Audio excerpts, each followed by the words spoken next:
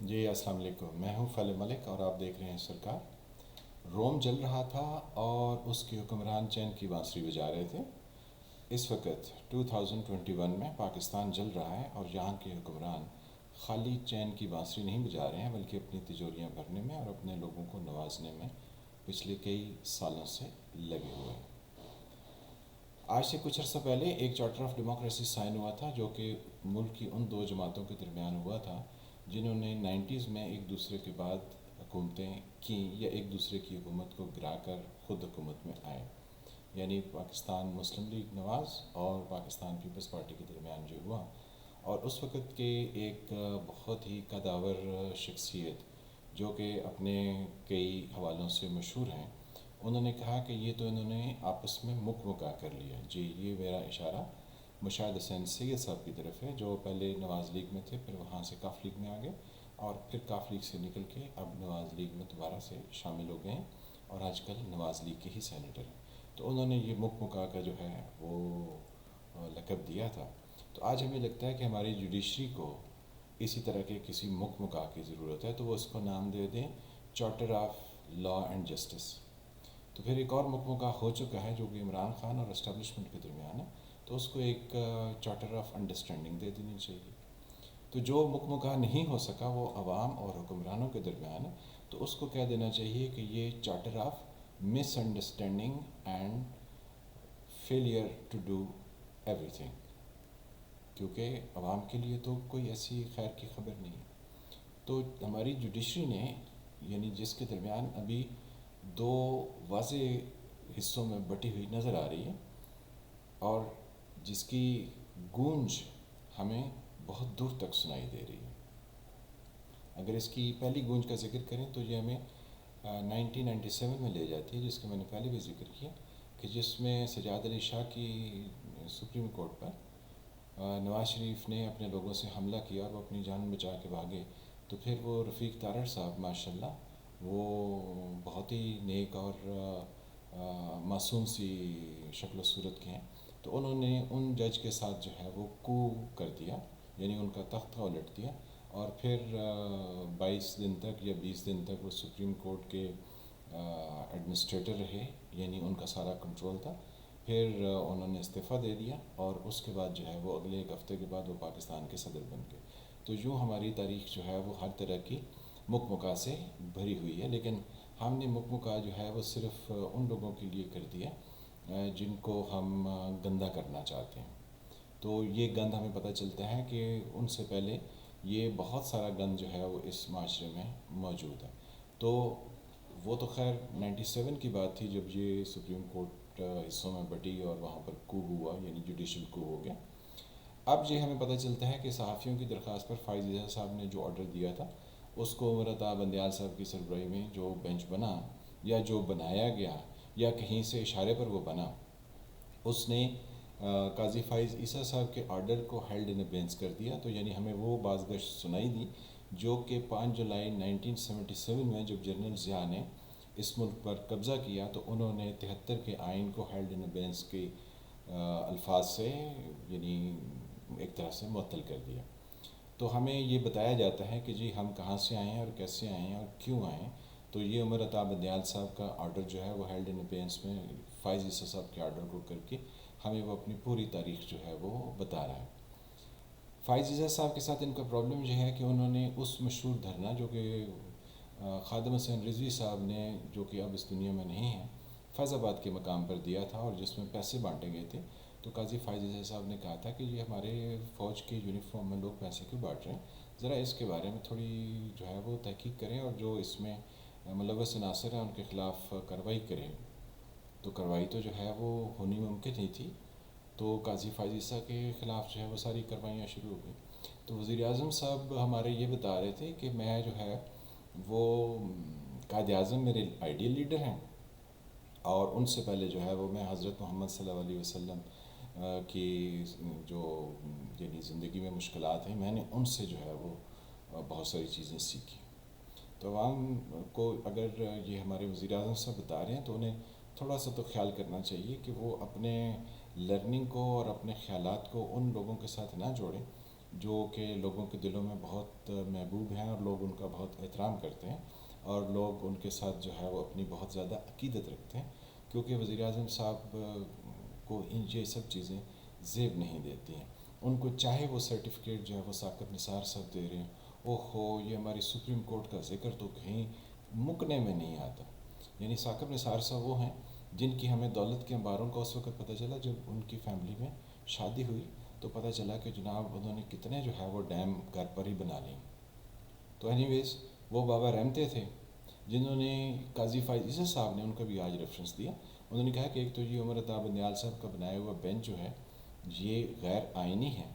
کیونکہ supreme court کے کسی جج کے کسی آرڈر کے خلاف کوئی دوسرا جج جو ہے وہ جب یعنی وہ پہلے والا کیس چل رہا ہو تو اس پر جو ہے وہ کوئی آرڈر اور نہیں پاس ہو سکتا۔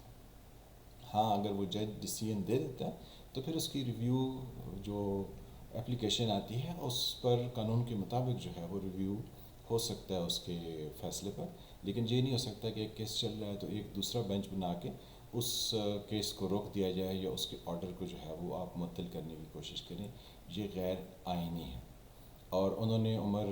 عطا بندیال صاحب سے کہا کہ جو کچھ آپ کر رہے ہیں یہ آپ قانون سے اور آئین سے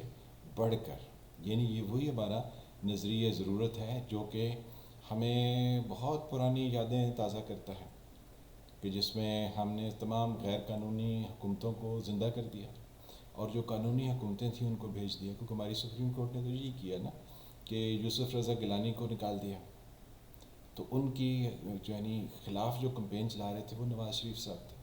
آج کل جو ہے نا وہ کہتے ہیں میں تو بہت نظریاتی ہو گیا،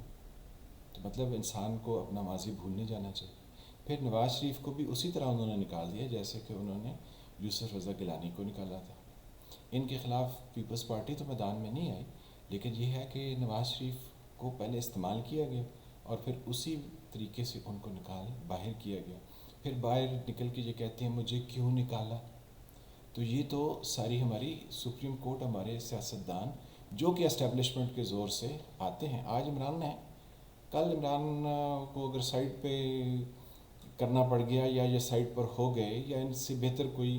آپشن اویلیبل ہو گیا تو عمران خان بھی تو یہی کہیں گے کہ جی یہ تو مجھے چلنے نہیں دیا گیا، یہ تو میرے ساتھ وہ کیا گیا، یہ تو وہ کیا گیا۔ تو یہ ساری جو ہے وہ ہم کیونکہ ہماری اپنی فوٹنگ نہیں ہوتی ہے، تو چلیں یہ ایک الگ سے بحث ہے۔ ہم آپ سے یہ گزارش کر رہے تھے کہ ہماری سپریم کورٹ جو ہے وہ اب یہ دو دھڑے بن گئے ہیں، اور قاضی فائز عیسیٰ صاحب نے جب کہا عمر عطا بندیال صاحب کے بینچ کو کہ یہ آئین سے ہٹ کیا ہے، آئین سے متصادم ہے، تو ساتھ میں انہوں نے یہ بھی فرمایا کہ جو کیس انہوں نے صحافیوں کا لیا ہے وہ کوئی ان کا از خود نوٹس نہیں ہے، وہ کوئی سو موٹو ایکشن نہیں ہے، بلکہ یہ تو وہ ہے کہ ایک اپلیکیشن آئی ہے اور انہوں نے اس اپلیکیشن پر انصاف کے تقاضوں کے مطابق نوٹسز ایشو کیے ہیں جو کہ از خود نوٹس کی صورت میں کسی طور پر نہیں بنتے ہیں، جیسا کہ عمر عطا بندیال صاحب کے آرڈر سے یا ان کے کیس سننے کے عمل سے سمجھا گیا ہے۔ ساتھ میں انہوں نے یہ بھی کہا کہ یہ جو از خود نوٹس ہے اس سے پاکستان کو کتنا نقصان ہوا، اور یہ صرف چیف جسٹس کا اختیار نہیں ہے، ہاں اس کا اختیار کس کو ہونا چاہیے، اس پر فل کورٹ جو ہے وہ اپنا ڈیسیژن دے سکتی ہے۔ لیکن انہوں نے کہا کہ یہاں پر تو ایسا بھی ہو کہ واٹس ایپ پر آپ نے نوٹسز لیا اور پھر اس کے کیا انجام نکلے۔ ایک کا انہوں نے ذکر کیا کہ وہ بابا رحمتے نے نوٹس لیا، کس پر؟ وہ موبائل فون کے ٹیکسز پر، تو پاکستان کو نہ جانے 1 ارب کے 2 ارب یا اس سے بھی زیادہ کا نقصان اٹھانا پڑا، جس کی قطع کوئی ضرورت نہیں تھی۔ پھر انہوں نے افتخار چودھری صاحب کے بھی اس نوٹس کا ذکر کیا کہ جس پر انہوں نے وہ بلوچستان کے معدنیات کے بارے میں ریکارڈ ایک کے نام سے ایک کیس آیا تھا، تو اس میں انہوں نے کہا کہ یہی گلزار صاحب اور یہی عمر عطا بندیال کے مائنڈ سیٹ اور انہی میں سے کچھ لوگ اس بینچ میں افتخار چودھری کے ساتھ تھے، جس کا جو ہے وہ افتخار چودھری نے ایسا کیا کہ اس انٹرنیشنل کہہ لیں کہ ایکسپلوریشن کمپنی کو کام کرنے سے روک دیا، تو وہ انٹرنیشنل فورم پر انصاف کے لیے چلے گئے، تو وہاں پر پاکستان کو 6.4 ارب ڈالر کا، 6.4 روپے نہیں، یعنی 6 روپے 40 پیسے کا ذکر نہیں ہے، 6.4 ارب ڈالر کا پاکستان کو ہرجانہ دینے کا کہا گیا ہے۔ اور اب وہ کیس اس سٹیج پر ہے کہ جس پہ پاکستان کے اثاثے اور جو دوسرے پاکستان کے یعنی ایسٹس ہیں وہ منجمد ہونے کو ہے. تو یعنی واٹس ایپ پر نوٹس لینے کا اور از خود نوٹس کا جو چیف جسٹس صاحب نے پہلے کسی کے کہنے پر جیسے ابھی یہ کر رہے ہیں، کیونکہ یہ جس طرف یہ شامل ہیں 5 لوگ، یہ انہی کے ساتھ بیٹھے تھے جنہوں نے پاکستان کو اتنے اربوں کا نقصان، پہلے اربوں یعنی موبائل پر کئی ارب 100 ارب یا 200 ارب روپے کا نقصان ہوا، اور افتخار چودھری صاحب کے ریکارڈنگ پر ہمیں 6.4 ارب ڈالر کا ہرجانہ دینے کا کہا گیا. تو قاضی فائزی صاحب نے کہا کہ یہ تو ایسی تاریخ ہے، لیکن از خود نوٹس کس نے لینا ہے اس پر فل کورٹ جو ہے وہ فیصلہ کر لے تو یہ ہمارے سب کے حق میں بہتر ہے. لیکن اس پر یہ نہیں ہو سکتا کہ ایک بینچ جو ہے وہ کسی کیس کو سن رہا ہو تو دوسرا اس میں مداخلت کرے، کیونکہ تمام ججز جو ہیں وہ قانون کی نظر میں، آئین کی نظر میں برابر ہے. تو جب اس طرح کی واضح تقسیم ہو جائے سپریم کورٹ میں تو وہاں charter of law and justice یعنی بقول مشاہد حسین صاحب کے مکمکا کی ضرورت ہوتی ہے. تو یہ وہ مکمکا بھی ہو جائے. اب عمران خان صاحب کے بارے میں ہے کہ انہوں نے اپنی 3 سالہ کارکردگی کا ذکر کرتے ہوئے انہوں نے کہا کہ ایک لیڈر کے لیے بہت مشکل ہوتا ہے کہ وہ دوسرے ملکوں سے جا کے قرضے مانگے، اور میرے لیے تو بہت ہی مشکل ہے کیونکہ یہ ایک بہت کمینہ سا لگتا ہے انسان. تو پاکستان کی تاریخ دیکھے تو سب سے پہلا قرضہ 25,000 ڈالر کا تھا جو کہ یو ایس نے ہمیں دیا، اور وہ 1958 میں دیا جب ہمارے پہلے 30 ہمارے جو ہے وہ فیلڈ مارشل ایوب خان صاحب تشریف لائے. پھر ویسٹرن کنٹریز نے ان کے یعنی غبارے میں اتنی ہوا بھری کہ کہا گیا بڑی ڈیولپمنٹ ہو رہی ہے جی پاکستان میں، بہت ڈیولپمنٹ ہو رہی ہے، کیونکہ انہوں نے ہمیں چاروں شانے چت کرنا تھا. تو پھر انہوں نے 1971 تک ہمیں کر لیا، تو ان کے غبارے سے ہوا نکل گئی. پھر اس کے بعد جو ہے وہ ہمارے ایک اور جنرل ضیاء الحق صاحب تشریف لائے، تو پھر اس وقت ہمیں بہت زیادہ امداد ملی. پھر پولیٹیکل گورنمنٹ آئیں تو جناب امداد جو ہے وہ کبھی پریسلر امینڈمنٹ اور کبھی ایک امینڈمنٹ، کبھی کیری لوگر بل، کبھی یہ کبھی وہ، تو مختلف بہانوں سے بند کر دی گئی. پھر مشرف صاحب آئے تو پھر دوبارہ سے ہماری بلینز میں امداد شروع ہوگی. تو عمران خان صاحب نے کہا کہ یہ امداد لینا، قرضے مانگنا، یہ تو لیڈر کے لیے ایک بہت بے عزتی کا باعث ہے، اور یہ جنہوں نے کیا قرضے میں ہمیں پھنسایا، جو قرضے لیتے رہے، یہ انہوں نے غلط کیا. تو یہ کس کے خلاف ہو کہہ رہے ہیں؟ یہ وہ اس فوجی اسٹیبلشمنٹ کو سنا رہے ہیں.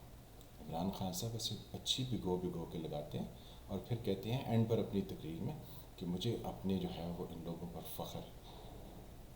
یعنی پہلے کرٹیسائز کر لیں پھر اس کے بعد کہیں مجھے ان پر فخر ہے. تو یہ یہاں پر ہو گیا چارٹر آف انڈرسٹینڈنگ، کیونکہ ان پر بھی کوئی تنقید کسی طرح کی نہیں آئی. اب ہم نے پچھلے کتنے سالوں سے 40-50 سال سے افغانستان میں ہم جو ہے وہ اپنے پنجے اپنے دماغ بھی نہیں ہے، پتہ نہیں ہم جو ہے وہ اپنی کون سی جو ہے نا سوچ کو پھنسائے بیٹھے ہیں، یعنی ہماری سوچ اس میں سے نکلتی نہیں. تو جب امریکنز نے یہ کہا کہ یہاں پر داعش کا حملے کا خدشہ ہے اور لوگ مارے جائیں گے، تو ہم نے بالکل اس پر توجہ نہیں دی، کیونکہ روم جل رہا ہے اور یہاں کے حکمران جو ہیں وہ چین کی بانسری بجا رہے ہیں. بھائی ایسا نہیں ہو سکتا کہ امریکن جو ہیں وہ آپ کے لیے بالکل ایک پرامن خطہ چھوڑ جائیں اور وہاں سے آپ 1 بیلٹ 1 روڈ کا پورا آپ سینٹرل ایشیا گزار جائیں اور آپ رشیا تک جو ہے وہ اپنی تمام ترسیلات مکمل کر لیں، پھر آپ اس کے ساتھ تھوڑے تھوڑے ویسٹ کی طرف جاتے جاتے ترکی تک پہنچ جائیں، پھر آپ جو ہے وہ افریقن کنٹریز تک یعنی نیچے ساؤتھ میں سے ہو کے تو آپ جو ہے وہ رستہ جو کہ ریڈ سی سے سویز کنال میں نکلتا ہے، آپ کو وہاں پر بھی وہ جبوتی کے پاس سے سب چیزیں جو ہے وہ آپ کو آسانی سے کرنے دیں. یہ کیسے ہو سکتا ہے؟ انہوں نے داعش کا حملہ کروانا تھا جیسا کہ انہوں نے 9/11 کا حملہ کروایا تھا. اب انہوں نے یہ بھی کہا ہے کہ جی ہمارے تو 12 فوجی یا 14 فوجی یا 15 فوجی جو ہیں وہ مارے گئے ہیں، and we will not forget not forgive and we will take them on. یہ ہمارے امریکن پریزیڈنٹ بائیڈن صاحب نے فرمایا، کیونکہ انہوں نے کہا ہے کہ اب ہم ان پر حملہ کریں گے. تو اب کیونکہ افغانستان میں پہلے تو قتل و غارت نہیں ہوئی ہے، تو اب یہ قتل و غارت کر کے آپ کو اس میں پوری طرح جکڑنے کے لیے تیار ہیں. ہماری تیاری کیا ہے؟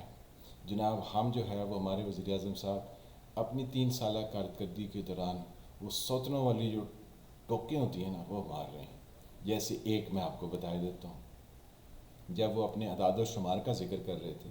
تو کہتے ہیں میرے اعداد و شمار بہت صحیح ہیں، یہ اسحاق ڈار والے نہیں. اگر آپ لیڈر ہیں تو آپ کو اس طرح کی جو ہے وہ کیا کریں، آپ اتنی نچلی گفتگو آپ نے ضرور کرنی ہے جس سے آپ اپنا امیج خراب کر رہے ہیں. اور آپ بھی جو ہے وہ 3 سال میں آپ نے غربت میں لوگوں کو دھکیلنے کے علاوہ آپ نے جناب وزیر اعظم سے کیا کیا؟ آپ تو لوگوں کو سبز باغ دکھاتے ہیں، اور سبز باغ کیونکہ آپ کو لوگ جیسے آپ کو بتاتے ہیں آپ ویسے ہی آگے بیان کر دیتے ہیں، کیونکہ آپ اب عمر کے اس حصے میں چلے گئے کہ جہاں پر جو آپ کو سنایا جائے گا آپ اس پر من و ان اس کو ویسے ہی مان لیں گے. تو سوچنے کی بات یہ ہے کہ ہم کس ڈائریکشن میں ہم پڑھ رہے ہیں. ہمیں اپنے دشمنوں کو پہچاننا ہے اور ہمیں یہ جاننا ہے کہ پاکستان کے آنے والے حالات کیا ہوں گے. تو ملتے ہیں کسی اگلے ویلاگ کے ساتھ کہ جس میں ہم یہ دیکھیں کہ ہم کس طرف بڑھ رہے ہیں. تو ابھی صرف جو ہے وہ ہمیں چارٹر آف انڈرسٹینڈنگ اور مس انڈرسٹینڈنگ سے نکلنا چاہیے. تب تک کے لیے خدا حافظ.